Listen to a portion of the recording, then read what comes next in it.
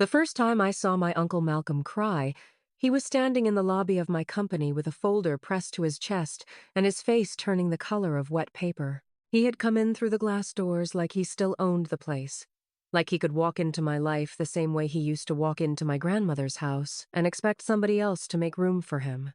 Only this time, he stopped in front of my name on the wall, Ava Hartley, founder and CEO, and his mouth fell open so slowly it almost looked like he was praying. He hadn't seen me in 11 years. I had seen him every single day of those 11 years, because people like Malcolm don't disappear cleanly. They stay in your bones. They stay in the way you flinch at a knock at the door. They stay in the part of your heart that learned early how to wait for disappointment. "Please," he said, his voice cracking before he could even get to my desk. "Ava, I need your help."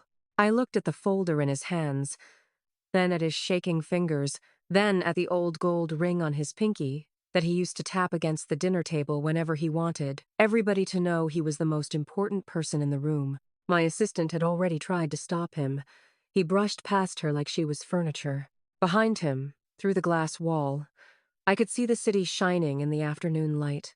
My building, my company, my name on the lease, my name on the mortgage, my name on the payroll of nearly 100 people who had all learned, the hard way, that I was not the little girl nobody came to pick up anymore. "I know exactly why you're here," I said. He swallowed hard. "Then you know I wouldn't ask if I had any other choice." That was when I smiled. Not because I was happy, not because I was cruel, because sometimes life gives you a moment so perfect it feels unreal. And if you don't smile, you might start shaking. I took the folder from his hands and opened it. It was a foreclosure notice for the old Hartley house, the house where I had been ignored, the house where I had been told to wait on the porch while everyone else ate inside, the house where my aunt had forgotten my birthday 3 years in a row and called it a busy season, the house where my uncle had promised to help me when I got my first design internship, then stolen my work and left me standing in an office hallway with nothing but a cardboard box and my humiliation. Now that house was about to be taken from him. He thought I would save it. He thought wrong. I folded the papers back together, slid them into the folder, and handed it right back to him. "No," I said softly. "You don't get to come here now."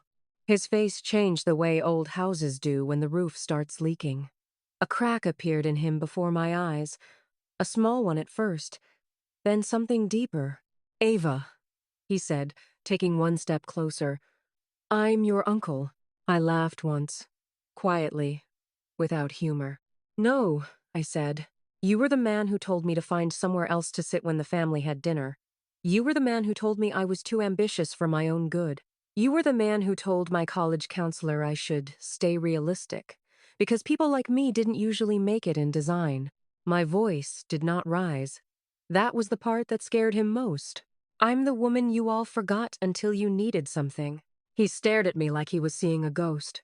And maybe in some ways he was, because the girl he had dismissed was gone, and in her place stood the woman who had built everything he had just walked into. Before I tell you what I did next, you need to know who I was before the money, before the building, before the polished glass and the framed awards and the name people said with respect. You need to know the little girl who used to memorize the sound of footsteps because she could tell, by the rhythm, whether somebody was coming to her room for her or around her. I was 9 when I first realized my family loved the idea of me more than they loved me. My mother, Denise, worked nights at a diner off Route 11 inches Scranton and slept during the day whenever she could. She did her best. She really did. She packed my lunches, braided my hair, and left notes in my backpack that said things like, "Be brave, be kind, remember who you are." But my mother was tired in a way that kids notice long before adults admit it. My father was gone before I was old enough to ask questions that made sense. My grandparents had passed by the time I was 12. That left my aunt, Marlene, my uncle Malcolm, and my cousin Kelsey as the whole, loud, messy center of what was left of family. We all lived in the same town. Not together, thank God, but close enough that every birthday, holiday, school concert, and church event became a comparison. Kelsey was older than me by only 2 years, but she carried herself like she had inherited the entire state of Pennsylvania. She had the kind of hair that looked like a commercial and the kind of smile that never reached her eyes. Marlene dressed her in matching outfits and called her my little star, in that high, sweet voice that made my stomach turn because it was never for me. They didn't hit me. They didn't need to. Neglect can be quieter than a slap and still leave a deeper mark. They forgot to tell me when the family was going out to eat. They lost the invitation to Kelsey's birthday party and then posted pictures of everyone else on the kitchen corkboard like they were decorating a victory wall. They told me my mother was too busy to come to school events, even when I knew she had asked for the day off and gotten rejected. They let me stand at the front door in church while everyone else went to the back for coffee and pastries, and if I tried to follow, somebody would say, "Ava, go find your mother," even if my mother was working. At the time, I didn't have language for what they were doing. I just knew I always felt like the afterthought.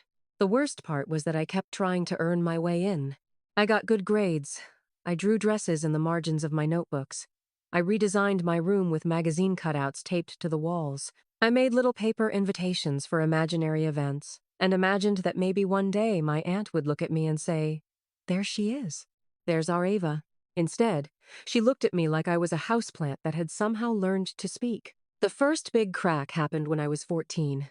Our school had a winter showcase for art students, and I had been working for weeks on a dress design, inspired by the idea of a woman building herself from the ground up. It was made from scraps of fabric I had saved and stitched together by hand. I was so proud of it I could barely breathe. The night of the showcase, my mother got held over at work and couldn't come. I remember standing near the auditorium doors, holding my portfolio, scanning the crowd for my aunt and uncle because they had promised they would be there. They weren't. I waited through the whole event. Everyone else had somebody. Parents, siblings, grandparents, a few loud family friends with flowers and cameras. I had a cold metal bench and a growing knot in my chest. When the showcase ended, the art teacher found me in the hall and asked why I wasn't in the family section for photos. I lied and said I preferred to stay with my project. The year I turned 21, I got accepted into a design program in New York. It wasn't an Ivy League dream or some polished path my family could brag about. It was a practical program with a real internship pipeline and a reputation for turning hungry kids into professionals. I was thrilled. My mother cried when I told her. She hugged me so hard I could barely breathe. Then she handed me a tiny envelope with all the cash she had saved from her tips. "You go," she said. "You do not let anybody make you smaller than you are." I promised her I wouldn't. At that age, I still believed promises could protect you. New York did what big cities do. It chewed me up first. I worked nights, studied during the day, and interned at a small boutique design firm where everyone wore black, drank expensive coffee, and said the word accessibility like they were doing charity work by mentioning it. That's where I met my first real lesson in career betrayal. His name was Randall Pike, and he was the senior design director. To everybody else, he was charming. To me, he was a man who loved the sound of his own voice more than he loved actual talent. He noticed me because I was organized, fast, and desperate to prove myself. He told me I had raw instincts and a good eye. I should have known those words were dangerous. He started asking me to put together mood boards, fabric concepts, client presentation layouts, and event visuals after hours. He said it was because he trusted me. He said he wanted to mentor me. I believed him because I wanted so badly to believe somebody in that city had noticed me for the right reasons. Then one week he asked me to stay late on a luxury hospitality pitch for a private investors gala. It was one of the biggest presentations the firm had ever handled. I had built the full concept: color palette, venue staging, floral architecture, lighting angles, guest flow, and a custom entrance installation that would make the client's brand unforgettable. I was proud of it. Randall said he wanted to refine the deck before morning. The next day, he presented it to the client as if it were his own. Not one mention of my work, not one line of credit, nothing. Worse, the client loved it so much they signed the contract on the spot. Randall got the praise, the bonus, and the promotion. I got called into HR 2 days later and told the firm was going in a different direction with interns. I remember standing in the lobby with a cardboard box, staring at my own work printed on a giant presentation board near the elevator.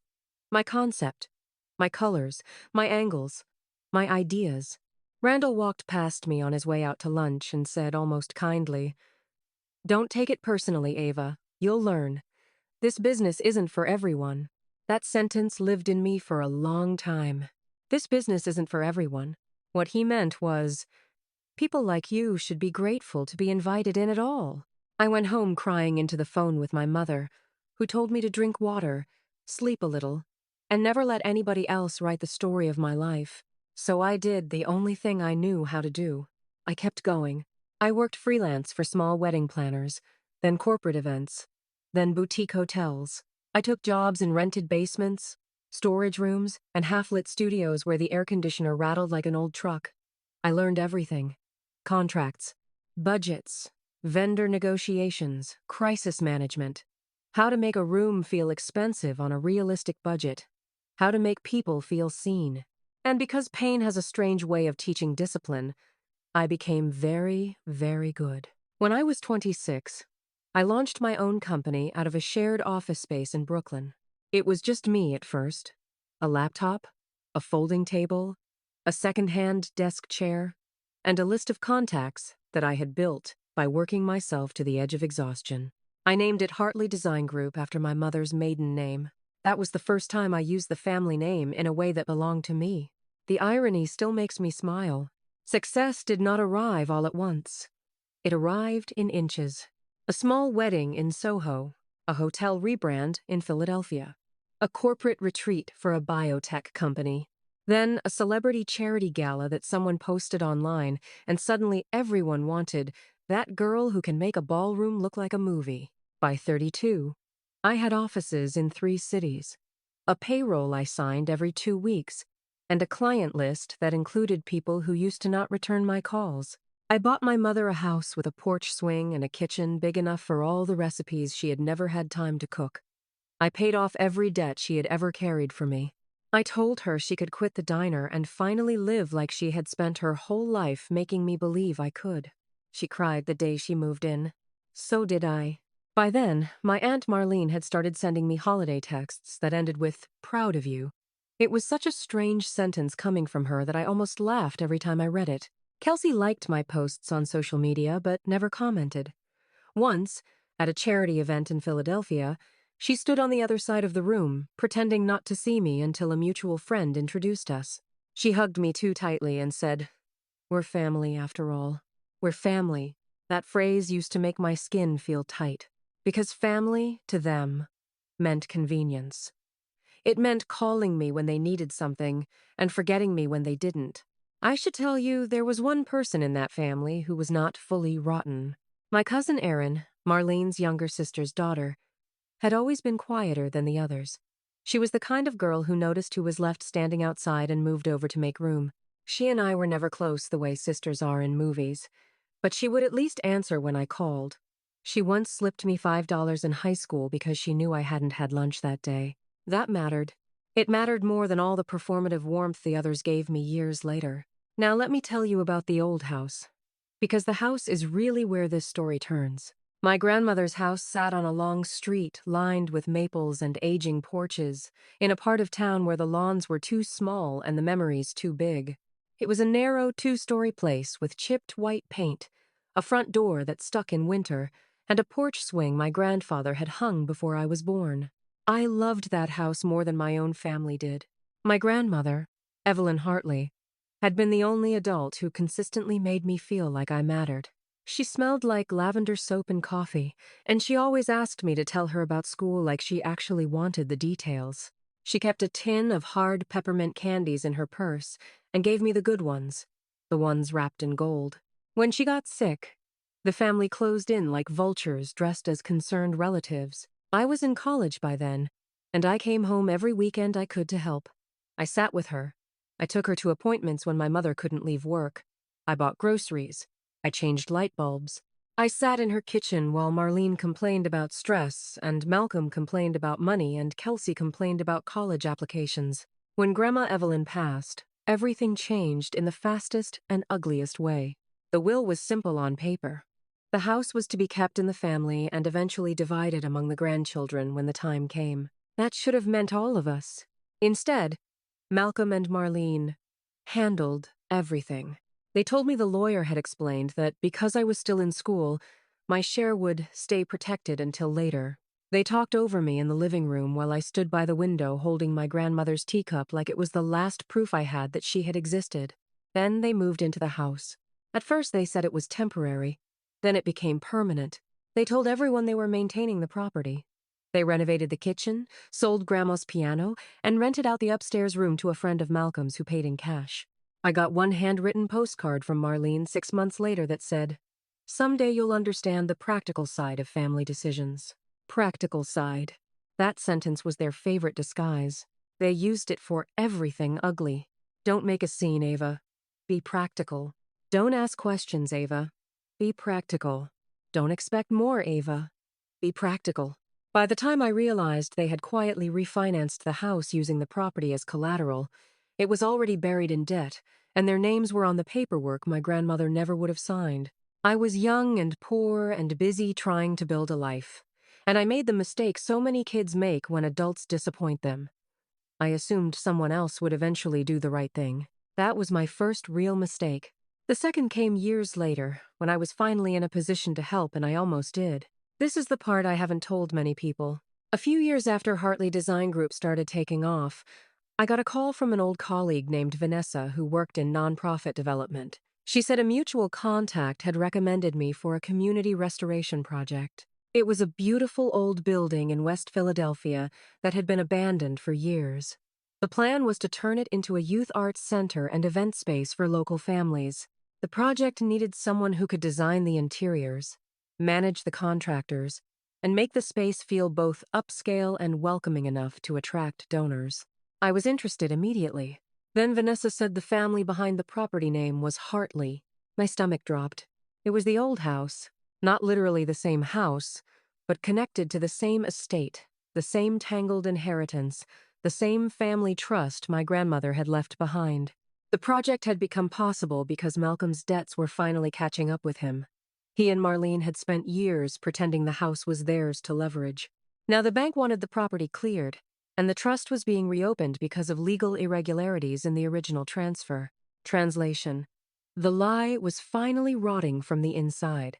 Vanessa told me there was a chance I could help negotiate the redevelopment and maybe even secure a meaningful role in the restoration. She didn't know the full story. She just knew the name.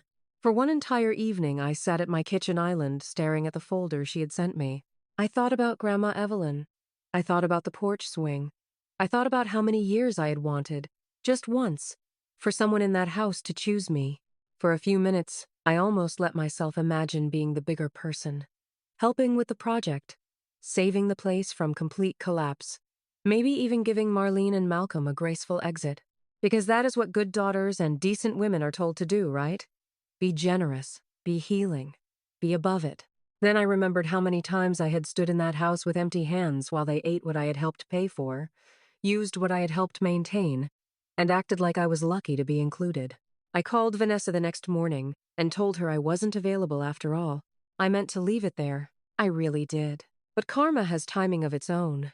Less than a month later, Malcolm showed up in my office lobby carrying the foreclosure notice. The irony was so clean it almost felt scripted. He looked older than I remembered. Thinner. His hair had gone mostly gray. His expensive jacket had an oily shine at the elbows, which told me he'd been wearing it for years and pretending otherwise. He kept glancing around the lobby like he thought somebody might recognize him. Nobody did. That was the first punishment. He wanted me to bring him upstairs because he had legal documents and a family emergency. Instead, I brought him into the conference room and asked him to sit. I didn't offer coffee. I didn't offer sympathy. I asked him what he wanted. He stared at the table for a long time before he finally said, "We need you to sign a variance agreement." I blinked. "A what?" "The house," he said quickly. "The trust. The development deal. They say your signature can help keep the property from being seized immediately." I leaned back in my chair. So, that was it. Not help for me, not apology, not even shame, just paperwork and panic. I said. "Who exactly is they?" His jaw tightened. "The bank? The attorneys? The city?" "No," I said. "Try again." He looked offended, which would have been funny if I hadn't spent half my childhood trying to become small enough that people like him could tolerate me. It doesn't matter, he snapped, then caught himself. Ava, this is serious. If the house goes through foreclosure, Marlene loses everything. Kelsey loses everything. There it was. Not, we were wrong. Not, I'm sorry for the way you were treated. Not, your grandmother deserved better. Just, they lose everything. I folded my hands on the table. And what exactly do I lose if I help you? He frowned, almost confused. The answer should have been obvious. My dignity. My peace. My right to finally stop being useful to people who only remembered my existence in a crisis. But I said nothing. So he tried again, softer this time. We were family. That phrase. Always that phrase. He must have seen something change in my expression, because he rushed on. I know things weren't perfect when you were younger. Your aunt can be difficult, but nobody meant to shut you out. Nobody meant to. That was his version of an apology. I laughed then, not because it was funny, but because I had finally heard enough. You shut me out of dinners, Malcolm. You shut me out of decisions. You let me stand outside while my grandmother was alive and while she was dying. You told people I was good with pretty things and not much else. You took a property that wasn't yours to leverage and called it practical. His face hardened. Then he made the mistake that changed everything. You got something out of it too, he said. I went still. He pushed on, because desperate men often get mean before they get honest. You got to use the house as a story. You got to tell everybody how hard you had it. Look where that got you. Maybe it was good for you in the long run. For 1 second, I couldn't breathe. That was the moment the little girl in me finally stood up. Not the successful woman, not the CEO, the girl who had waited on porches, missed meals, and learned how to swallow hurt so nobody would call her dramatic. I stood up so slowly, the chair barely made a sound. I want you to leave, I said. He looked startled. Ava? No. My voice was calm, almost gentle. You asked for help, and I am telling you no. He stood too, frustration rising. You can't just turn your back on your own family. I looked him straight in the eye. Watch me. He stared at me, chest rising and falling, and for a wild second I thought he might yell. But then something in him shifted. He looked tired, not repentant, just scared. He opened the folder again and spread several pages across the conference table. I didn't need to read them to know they were ugly. Debt, default, lien, legal pressure. One signature, he said. That's all we need. If you don't help, the sheriff's office will post the notice by Friday. I smiled again, and this time it was colder. That's not my problem. He looked at me as if I had struck him. Then he did something I didn't expect. He reached into the folder and pulled out a folded envelope. This, he said, was in your grandmother's things. My heart stopped. The envelope was yellowed around the edges, with my name written on the front in the exact soft looping handwriting I had not seen in 20 years. Ava. My throat tightened instantly. He slid it across the table toward me, but I didn't touch it yet. She wanted you to have it, he said. We found it after she passed. That word was enough. They had opened her things. Hidden letters. Kept secrets. My fingers shook when I picked up the envelope. Inside was a letter, a key, and a copy of a deed. I read the first line and nearly sat back down. My dearest Ava, if you are reading this, it means they did not give this to you when they should have. My vision blurred for a second. My grandmother had known. Of course, she had known. The letter was short but devastating. She wrote that she had feared Malcolm would try to control the property after she was gone. She had set aside a separate portion of the estate, transferred into a trust in my name only, specifically because she wanted to make sure I had something nobody could take from me. The key was to a safety deposit box. The deed was to a small parcel connected to the old estate, land that Marlene and Malcolm had never disclosed because they thought nobody would check. At the bottom, she wrote, I saw how they treated your heart, and I never forgot. You were never too much. You were only around too little of the right kind of love. I had to put the letter down because my hands were trembling so hard I could barely see. Malcolm watched me with a face that had gone pale. He knew then. He knew exactly what I had just realized. Where did you get this? I whispered. He shrugged too fast. It was in storage. I stood. No, I said. Try again. His mouth worked, but no sound came out. I moved around the table, picked up the deed, and scanned the property details. It was real. Recorded. Signed. Legally ironclad. Grandma hadn't just left me a letter. She had protected me. And in doing so, she had left me the one thing my family had always assumed I would never have. Leverage. I think Malcolm realized it the same second I did, because his shoulders slumped. She left that for you, he said, almost in disbelief. Yes. She never told us. Good. Ava, listen. No, I said, and my voice was still calm enough to frighten him. You listen. You took a house built on her labor and treated it like a family piggy bank. You ignored me when I was a child. You watched me build a life from nothing and only showed up when you needed a hand. I am done being your emergency contact. He reached for the deed, and I pulled it away. That was when I heard the knock at the conference room door. It was my attorney, Lauren, who had come because I had texted her 20 minutes earlier and asked her to bring the file I had once set aside out of anger and never reopened. That file held everything. The old refinance records, the emails, the property transfer mistakes, the proof that Malcolm and Marlene had used Grandma Evelyn's house to secure loans they were never supposed to take. And one more thing, the safety deposit records. Lauren stepped inside, took one look at Malcolm, and understood enough to keep her face blank. Is this the family matter? She asked. Yes, I said. Malcolm turned and looked at her like he might still be able to bargain his way out. But he couldn't. Because this was the part nobody in my family had counted on. I had spent years building my success like a fortress. Yes, but also like a map. I knew people now. I knew lawyers, bank officers, city planners, real estate agents, private trustees, wealth managers. Not because I had been born into their world, but because I had learned how to operate in it without apologizing for my background. I had already made calls before Malcolm ever walked into the lobby, not to save him, to protect myself. Lauren placed a slim stack of papers on the table. We've reviewed the trust, she said, and there's an issue with the signatures on the property refinance. A serious issue. If your family used the home as collateral without proper authority, that could be grounds for civil action. Malcolm stared at her, then at me, then back at her. What are you saying? Lauren folded her hands. I'm saying your niece doesn't need to sign anything. In fact, she may be the only person in this room with a valid claim. The silence that followed was so heavy I could hear the air conditioner hum. I watched the color drain from Malcolm's face. In that moment, he looked not powerful or arrogant or important. He looked like a man realizing the game had ended and he had already lost. What do you want? He asked me. There it was again. Not sorry. Not please. Just the oldest word in the family vocabulary. Bargain. I leaned forward and rested my forearms on the table. I want the truth on record, I said. I want the liens removed from the property.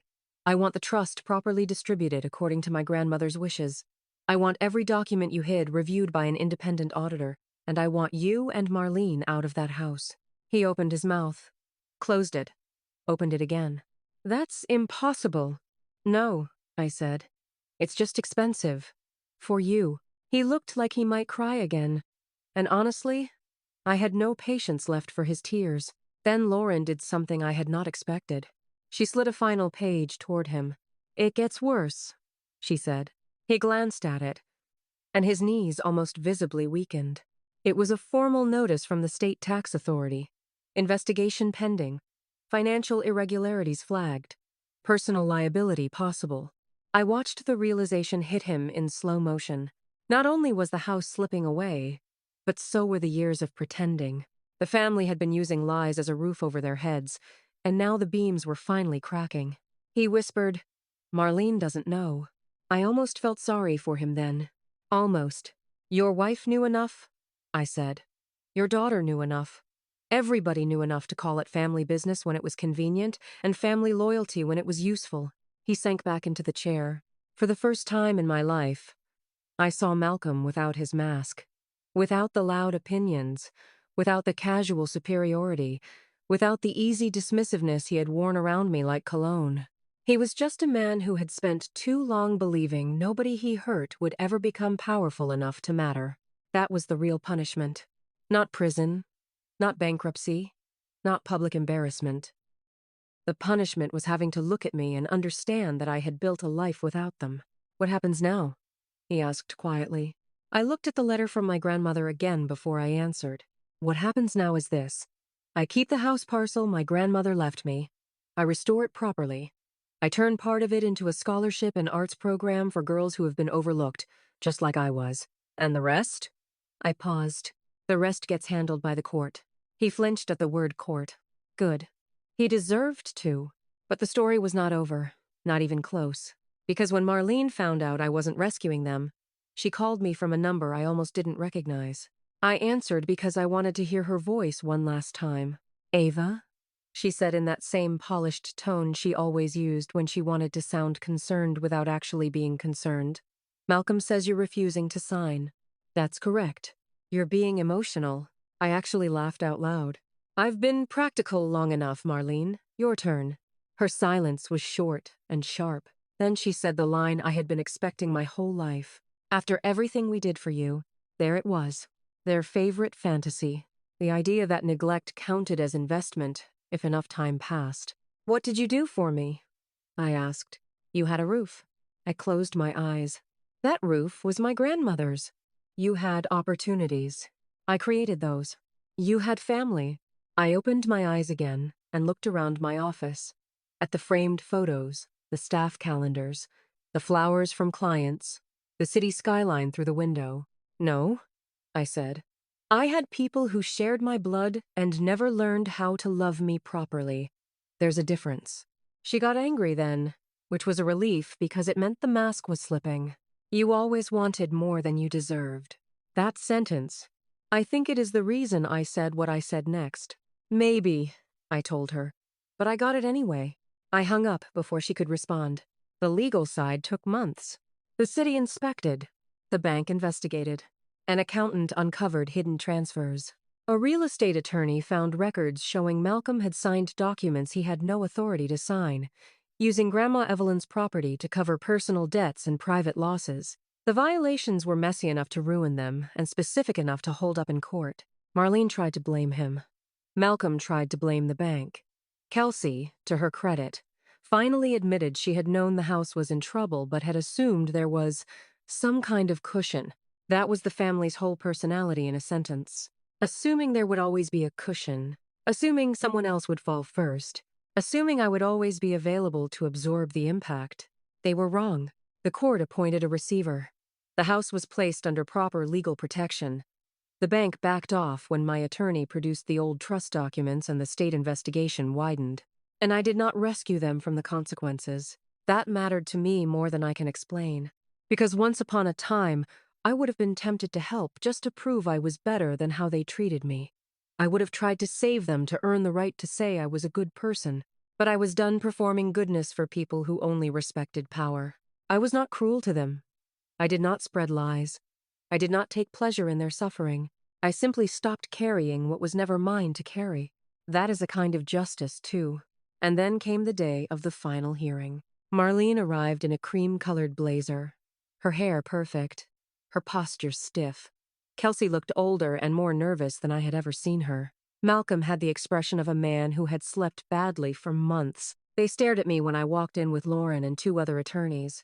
And I knew they had finally understood something I had understood for years. I was not the little girl at the door anymore. The judge reviewed the filings. The trust. The transfers. The deed. The handwritten letter from my grandmother, which was admitted as supporting evidence because of the corroborating legal records attached to it. When the judge looked at me and asked whether I wished to pursue damages, I felt every eye in the room turn in my direction. Part of me wanted to say yes. A bigger part of me wanted to say no and walk out with my head high. In the end, I told the truth. "I don't want revenge for the sake of hurting them," I said. "I want the record corrected. I want my grandmother's wishes honored. I want what was hidden to be brought into the light, and I want my family to finally face what they did, instead of asking me to carry it." The judge nodded once, slowly. the way judges do when they know a case is about to become a lesson. The court ruled in my favor. The property transfer was invalidated. The hidden assets were uncovered. The family's financial misuse triggered additional civil penalties. Malcolm's reputation, such as it was, collapsed inside the community he had spent years pretending to lead. The old house was finally returned to the trust my grandmother intended. And because life has a sense of poetry even when it has no sense of mercy, I got the keys. Not just to the house, but to what it could become. I restored the old place carefully, room by room. I kept the porch swing. I kept the front steps. I repaired the windows without making them look new, because some things should look like they have survived something. That matters. I turned the downstairs into a scholarship and creative studio for girls from low-income families who want to study design, architecture, event planning, or any kind of craft that people too often dismiss as just pretty work. It became a place where nobody had to wait outside for permission to matter. The first time I unlocked the front door after the restoration, I had to put my hand over my mouth to keep from crying. My grandmother's letter was framed in the entryway. Not all of it. Just the line she wrote to me about never being too much. I wanted every girl who walked through that door to see it.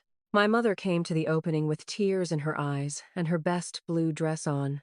Erin came too, and she stood beside me as the first round of students toured the house, asking questions about fabric, lighting, and layout with the exact kind of hungry eyes I knew so well. That made everything worth it. As for Malcolm and Marlene, the consequences were not cinematic. That is the thing people get wrong about justice. Real justice is usually not loud. It is paperwork, repayments, hearings, and public embarrassment delivered in plain daylight.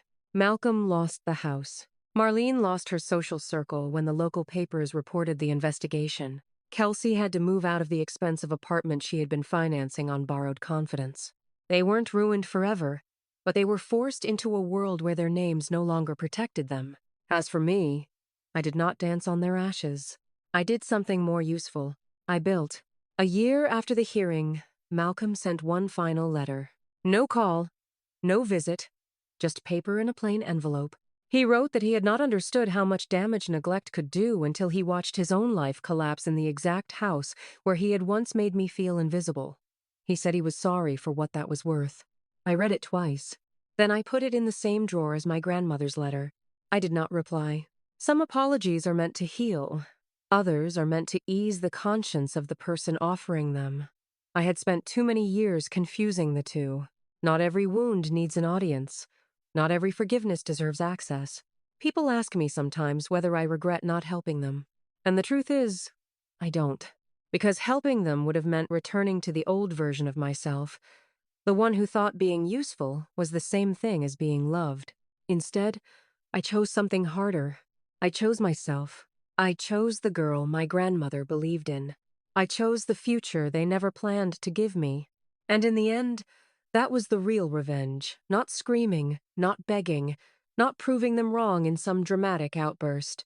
The real revenge was becoming so far beyond their neglect that when they finally came asking for help, I was no longer living in the place where they left me. I was already standing in the life they couldn't imagine I would build. And I think that's why the memory of that day in my lobby still stays with me. Malcolm had come in expecting mercy.